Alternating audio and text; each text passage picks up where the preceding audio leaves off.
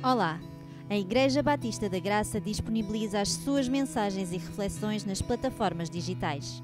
Se quiseres continuar a receber, podes acompanhar-nos no Spotify e YouTube. Deus abençoe. Hoje vamos também fechar, digamos assim, um pouco esta temática de relacionamentos, olhando para Mateus capítulo 5, versículo 9, aquele texto que nós lemos, e o título da mensagem de hoje é Pacificadores. É um texto muito pequeno, um texto conhecido e que nós vamos olhar para ele e tentar entender melhor aquilo que Jesus quis dizer com estas palavras. Então, Mateus 5, 9. Bem-aventurados os pacificadores, porque eles serão chamados filhos de Deus. Para entendermos melhor este texto, convém entendermos o contexto para não retirarmos o texto e dizermos as coisas que nós quisermos. Então, o livro de Mateus, o Evangelho de Mateus, foi escrito originalmente para os judeus. Não é em vão que muitos versículos estão, de certa forma, ligados ao Antigo Testamento, à Bíblia dos judeus. Por isso, ao lermos Mateus, nós vemos muito como está escrito, ou seja, é recordar aos judeus aquilo que já tinha sido falado no passado. Por exemplo, o versículo que vamos ler hoje está de certa forma ligado com a verdade que nós encontramos em Salmos 34, 14. Aparta-te do mal, faz o bem, procura a paz e segue-a. Vamos então olhar para esta bem-aventurança, vamos dividi-la por partes. É um ótimo exercício fazermos quando nós olhamos para um texto e tentar, palavra por palavra, expressão por expressão, interpretar o que o autor quis dizer para aplicarmos dessa forma as verdades à nossa vida. Fazemos este exercício não porque nós somos donos da interpretação, mas porque a palavra interpreta-se à própria palavra. Este é o princípio básico de toda a interpretação. A palavra interpreta a própria palavra. Nós devemos ser somente obedientes. E dou graças a Deus então pela nossa igreja. Qualquer pessoa que participe nos cultos percebe facilmente como a palavra está no centro de tudo aquilo que se canta, de tudo aquilo que se ora, de tudo aquilo que se prega. E creio que ela deve ser também visível nos nossos relacionamentos. Então vamos abrir, para quem ainda não abriu, Mateus capítulo 5. E antes de lermos o versículo 9, vamos ler novamente, ou vamos ler o versículo 1. E vendo Jesus a multidão, subiu a um monte. E assentando-se, aproximaram-se dele os seus discípulos. Então hoje iremos olhar para um versículo que se situa num texto maior chamado Sermão do Monte. Foi proferido pelo Senhor Jesus aos seus discípulos, aqueles que já eram filhos de Deus. Este versículo 1 serve então para mostrar que ninguém é salvo pelo cumprimento de regras, conforme temos falado. Somos salvos sim para obedecermos às orientações de Jesus para a nossa vida. Olhando para isso, nós podemos então agora olhar para o versículo 9.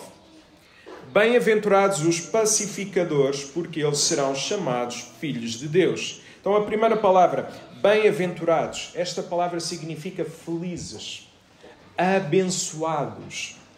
É mais do que um estado emocional. É um estado espiritual aprovado por Deus, onde nós sentimos prazer de estar em intimidade, em comunhão com o próprio Deus. Então, felizes são, bem-aventurados aqueles que estão em plena comunhão com Deus. Quando isso for uma realidade, nós sentiremos felicidade para além das circunstâncias. Muito do mundanismo existente ainda nas nossas igrejas surge quando nós achamos que temos o direito de sermos felizes, longe daquilo que Jesus tem para a nossa vida. Os cristãos não fazem as coisas para se realizarem. Os cristãos fazem as coisas porque eles já são realizados em Jesus Cristo. Então nós somos as pessoas mais realizadas à face da terra. A vida torna-se diferente quando nós já temos este sentimento de realização. Nós não procuramos coisas nem pessoas para nos realizarmos. Nós fazemos porque já somos realizados. Que maravilha é saber e vivermos a realidade que o Senhor é o meu pastor e de nada sentirei falta. O Senhor é o meu pastor e de nada sentirei falta. Salmo 23, 1. Então o mundo não nos pode amaldiçoar. Às vezes há pessoas ainda cristãs que têm medo daquilo que o mundo lhes pode fazer. E nós estamos guardados pelo poder do Espírito Santo. Aqueles que estão em Jesus não podem, não devem temer aquilo que o mundo lhes possa fazer, porque nós não podemos ser amaldiçoados. Mas atenção, o mundo pode nos corromper espiritualmente. Agora a pergunta é, será que nós nos sentimos bem-aventurados em plena comunhão com Deus? Será que somos felizes independentemente das circunstâncias? Será que nós podemos cantar esta paz que eu sinto em minha alma? Não é porque tudo me vai bem, é porque eu amo ao meu Senhor? Não são as circunstâncias, não é nada disso. É o amor de Jesus. Será que nós podemos cantar e viver esta realidade? Como saber se nós somos bem-aventurados? Como saber se nós somos felizes? Diz o texto, bem-aventurados os pacificadores. A palavra pacificador junta duas palavras que significam paz e aquele que promove a paz, ou que promove alguma coisa. Traduz a ideia de uma pessoa que restaura a paz entre as pessoas. Aquele que trabalha pela paz, o que luta pela reconciliação. Jesus mostra-nos assim que os pacificadores são aqueles que trazem paz entre as pessoas, como promovem paz entre Deus e as pessoas. Aquele que é pacificador, em vez de trazer mais achas para a fogueira, não, ele traz paz. É alguém que é conhecido por trazer paz à vida das pessoas e à comunhão entre Deus e as próprias pessoas. Mas o que é que isso significa na prática? É importante esclarecer, primeiro, o que não significa. Ser pacificador não significa sacrificar a verdade em nome do amor. Hoje há uma tendência cada vez mais forte nas nossas igrejas de ficarmos calados sobre determinados assuntos porque vamos estar a ofender as pessoas. E isto é, desculpem a expressão, ridículo. Efésios 4,15. Antes, seguindo a verdade em amor, cresçamos em tudo aquilo que é a cabeça, Cristo. Então, nós não somos chamados a sacrificar a verdade. Devemos, inclusive, pedir aos pastores que falem a verdade em amor. Mas já não devemos pedir aos pastores que mudem a verdade bíblica em nome do amor. Conto sempre este exemplo. Que numa determinada igreja eu estava a falar sobre casamento e divórcio.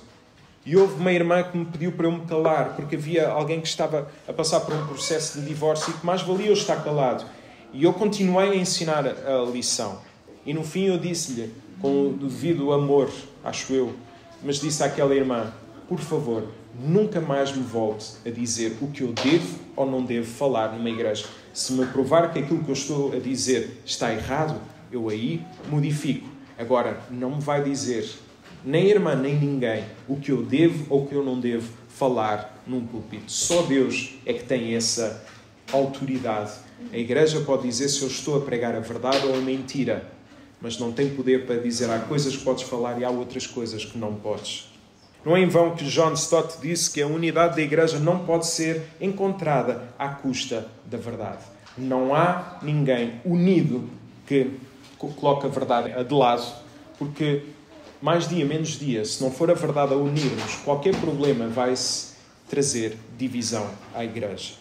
Então, o que significa sermos pacificadores? Para entendermos melhor, convém termos uma referência de alguém que foi pacificador. Nós precisamos de referências visuais. Ser pacificador, o que isso é? A Bíblia fala sempre de uma pessoa que foi e sempre será uma referência para as nossas vidas. Nós podemos perder referências, mas esta referência nunca será perdida. 1 Tessalonicenses 5,23, que o Deus da paz vos torne totalmente perfeitos e conserve irrepreensível todo o vosso ser, espírito, alma e corpo, até à vinda de Jesus Cristo, nosso Senhor. 1 Coríntios 14,33, porque Deus não é o Deus da confusão, senão da paz, como em todas as igrejas dos santos. Então, sim, o nosso Deus não é o Deus da confusão, é o Deus da paz. Mas para haver paz entre Deus e os homens, alguém teve que fazer alguma coisa. Porque não havia paz, o pecado quebrou essa ligação com essa intimidade que nós tínhamos com Deus.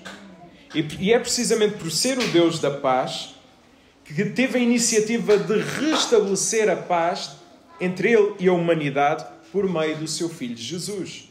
E como é que Deus trouxe paz ao nosso relacionamento com Ele?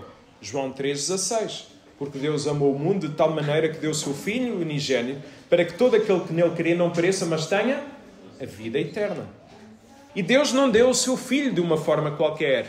Segundo aos Coríntios 5,21, aquele que não conheceu o pecado, Deus o fez pecado por nós para que nele fôssemos feitos justiça, inocência perante Deus. Então não foi de uma forma qualquer. Deus levou o seu Filho Jesus até à cruz. O nosso pecado foi assim pago na cruz. O nosso pecado foi assim perdoado na cruz. E quando o pecado invade a nossa mente, quando o pecado que nós fizemos há 10 anos, há 5 anos, a semana passada, depois de nós termos confessado ao Senhor Deus, invadir a nossa mente, lembrem-se, Ele foi pago, está perdoado. Por isso não olhes mais para esse pecado. Na cruz, o Filho de Deus, aquele que era perfeito, morre. E aqueles que são imperfeitos, aqueles que são, à luz de João 3,36, filhos da ira, vivem. Na cruz, o inocente dá a vida, os culpados recebem vida. Isto é graça. Graça imerecida. É através de Jesus que nós podemos então ter paz com Deus. Romanos 5,1, sendo depois justificados pela fé, temos paz com Deus por meio do nosso Senhor Jesus Cristo. Então nunca nos esqueçamos. O Deus da paz enviou o seu Filho Jesus para morrer e através da sua morte e ressurreição podemos ter paz com Deus. A pergunta é, já conhecemos a Jesus? Se nós não conhecemos a Jesus, nós devemos nos arrepender dos nossos pecados, de viver como se Deus não existisse e ter fé em Jesus, acreditando que Ele foi à cruz no nosso lugar. Deus deu-nos assim o exemplo do que significa ser pacificador, ao amar-nos quando não éramos amáveis. Romanos 5,8. Mas Deus prova o seu amor para connosco em que Cristo morreu por nós, sendo nós ainda pecadores. Ao entendermos a profundidade do Evangelho, do quanto fomos amados e perdoados, nós vamos desejar amar os nossos irmãos. Entender esta realidade ainda fará mais sentido quando nós entendermos que estamos a lidar com pessoas imperfeitas. Às vezes exigimos que as pessoas ao nosso lado sejam perfeitas. Às vezes exigimos que o nosso marido, a nossa mulher, os nossos filhos sejam perfeitos. Coisas que nós não somos. E nós exigimos isso. É natural em qualquer relação de amizade haver falhas. E falhas grandes. Nós não somos perfeitos. Contudo, o pacificador entende as suas falhas, reconhece ao mesmo tempo que as pessoas também falham. E assim como Deus o perdoou, Ele também irá perdoar. Precisamos pedir a Deus que nos capacite a suportar em amor as fraquezas, as falhas, os pecados dos nossos irmãos.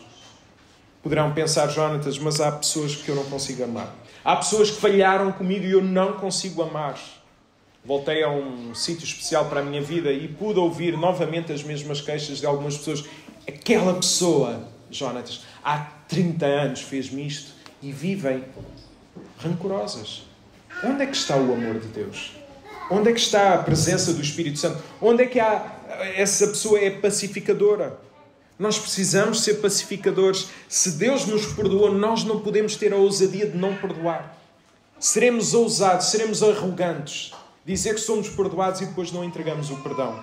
Quem deixa de amar os outros, quem deixa de viver em paz com o próximo, certamente ainda não vive o amor e o perdão de Jesus na sua vida. Até porque foi o amor e o perdão de Jesus que nos alcançou de uma forma extraordinária e que modificou o nosso relacionamento com Deus.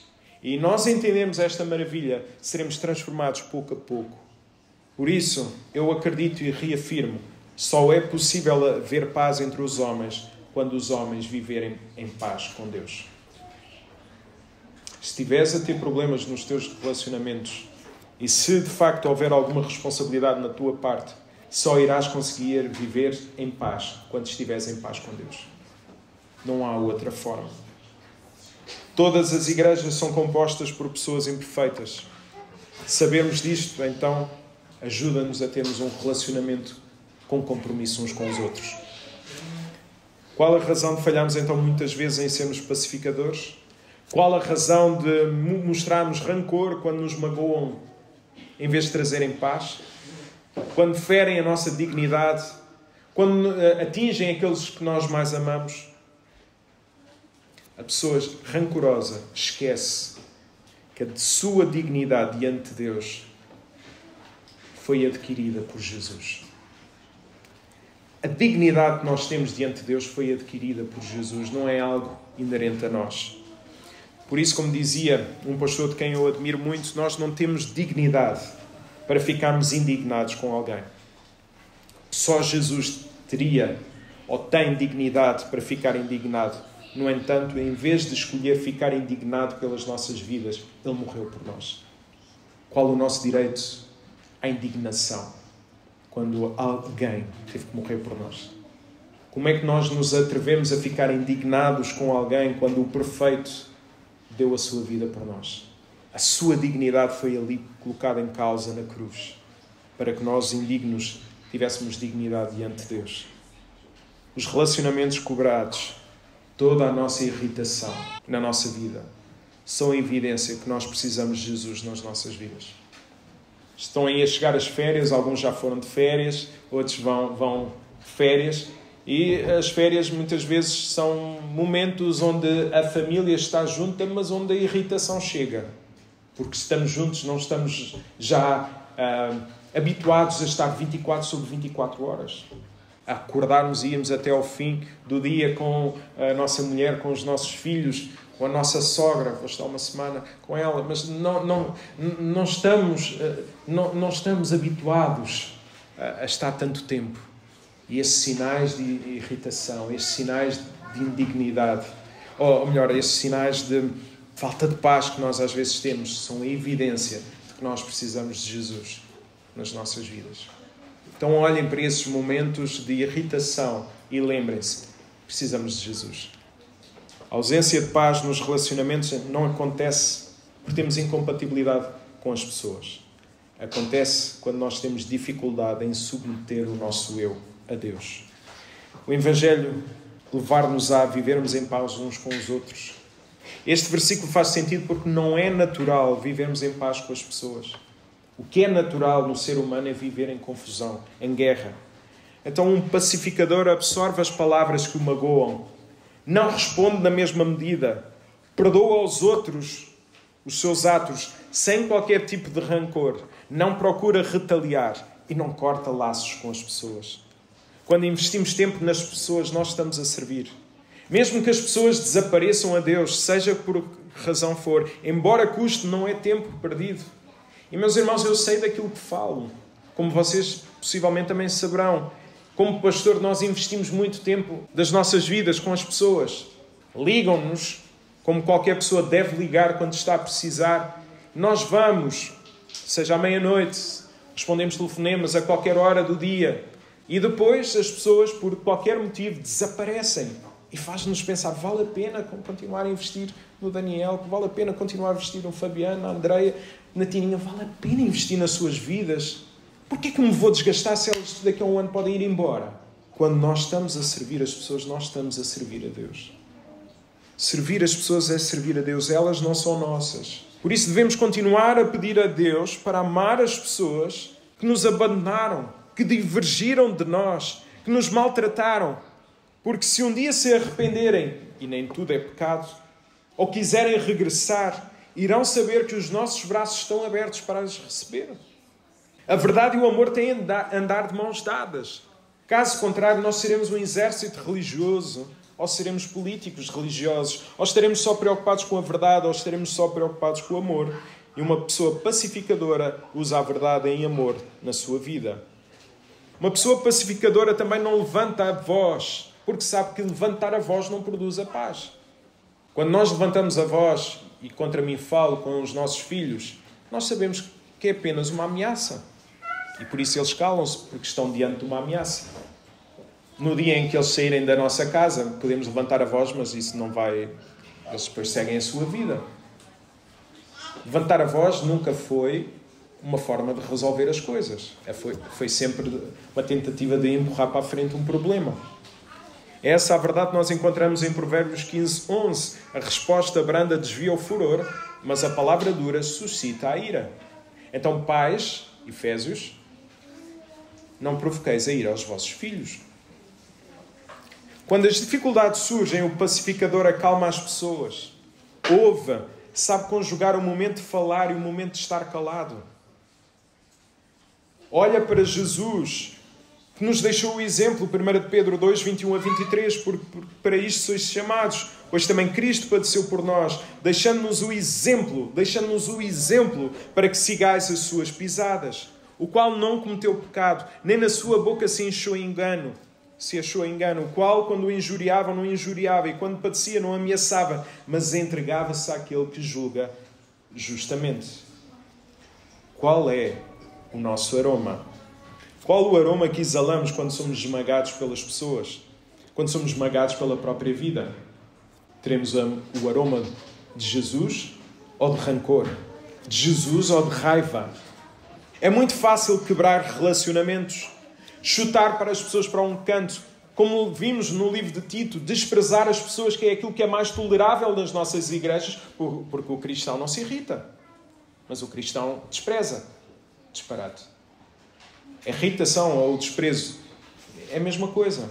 Só que um pode ser mais agradável aos nossos olhos, mas é tão pecado como o outro. Deus chamou-nos para sermos diferentes do mundo ao vivermos este ministério da reconciliação. Hebreus 12:14. Segui a paz com todos e a santificação, sem a qual ninguém verá o Senhor.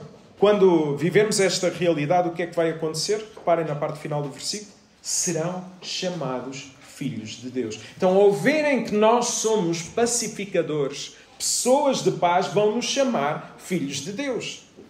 Relembrar que este sermão foi dado aos discípulos. Eles já eram filhos de Deus. Não era por serem pacificadores que se iriam tornar filhos de Deus. Se assim fosse, a salvação seria pelas obras. Então, o que é que significa? Esta expressão mostra mais o caráter do que a filiação. Esta expressão tem o cariz do caráter do que mais da filiação. Não sei se alguém aqui já viu, eu creio que já falei desta série aqui na igreja, Fauda. Percebi que é um costume judaico, quando estão irritados, chamar filho de um cão. É o maior nome que se pode chamar, és o filho de um cão. A pessoa não está a chamar nomes ao pai, não está a dizer que o pai é um cão. Até porque o pai não é chamado para o assunto. Quando chamam filho de um cão, estão a dizer que aquela pessoa tem o caráter de um cão. Enraivecido como um cão. Outro exemplo, os judeus, mais propriamente os zelotes, eram chamados os filhos da revolta, por serem muito revoltados com o Império Romano, ao ponto de acharem que Jesus ia libertá-los desse sistema. Eram chamados os filhos da revolta, não porque os seus pais eram revoltados, mas porque eles eram os revoltados, então chamavam filhos da revolta. Quando lemos neste texto, serão chamados filhos de Deus, Jesus está a dizer que quem tem esta atitude pacificadora revela, mostra o caráter do próprio Deus. Não está a dizer que é a forma de se tornar filho de Deus. Não, se nós somos, ao sermos pacificadores, nós vamos ser chamados filhos de Deus. Têm o mesmo caráter que o próprio Deus. Já que pensamos o quão forte é olharem para as nossas ações, olharem para as nossas palavras e dizerem, este é filho de Deus. O Jonatas, a Luísa, não pode ser sempre mau, não é? A Luísa mostra que tem o caráter de Deus. Tanto lá fora como na igreja. Se formos a ver bem, há qualquer coisa de especial no olhar de quem mostra o caráter do próprio Deus. O que fazer com estas palavras de Jesus? Nós precisamos analisar a nossa vida. Como? Olhando para nós. Não é olharmos para os outros, é olharmos para nós. E segundo Mateus 12:34, basta analisar as nossas palavras para percebermos o estado do nosso coração. E nós precisamos de vir à casa do Senhor analisar as nossas vidas. Por isso é que nós temos um momento de louvor, temos um momento de confissão e depois um momento de entrega da palavra. Precisamos de olhar para a palavra, tirar todo o seu sentido, o seu significado e aplicar às nossas vidas. Mas às vezes vimos à igreja e estamos distraídos. Qualquer coisa é motivo para a nossa distração. Ou o calor, ou o frio, ou o vento, ou o sol, ou a chuva. Ou já não trazemos a Bíblia porque trazemos o telemóvel, mas depois vem a notificação do WhatsApp, do Messenger, do Instagram, seja do que for. Ou trocamos mensagens e a palavra de Deus passa ao lado e nós não ouvimos aquilo que Deus tem para nós. Porque distraímos muito facilmente. E só estamos a tirar 1 hora para o Senhor Deus. Nós precisamos de olhar para as nossas vidas, para analisar o que está de mal e vivermos de acordo com a vontade do Senhor. Como é que nós podemos analisar as nossas palavras? Como é que nós podemos olhar para o estado do nosso coração? Efésios 4:29. Basta perceber se as minhas palavras têm servido de edificação, de crescimento espiritual aos que estão à minha volta, ou se elas são palavras torpes, sem vazias, podres. Como é que têm sido as nossas palavras? Se estivermos a falhar e não mostrarmos o caráter de Deus, pensemos nas razões. Será a inveja que não nos permite ter palavras e gestos de paz? Às vezes há pessoas que se irritam com as outras, porque na verdade é inveja que lá está. Será o rancor? Será a falta de perdão? Será o desejo de fazer justiça própria? O que será? Pensemos onde falhamos e olhemos para Jesus. É o que diz Apocalipse 2:5. Lembra-te de onde caíste e arrepende-te. Lembra-te e arrepende-te. Se tiveres de pedir perdão a alguém, isso só mostra a grandeza do que Deus está a fazer em ti. Até porque quem pede perdão não fica numa posição mais frágil. E quem ouve o pedido de perdão não fica numa posição superior. Quem pede perdão e quem manifesta o perdão tem um simples desejo: glorificar a Deus em todos os momentos da sua vida.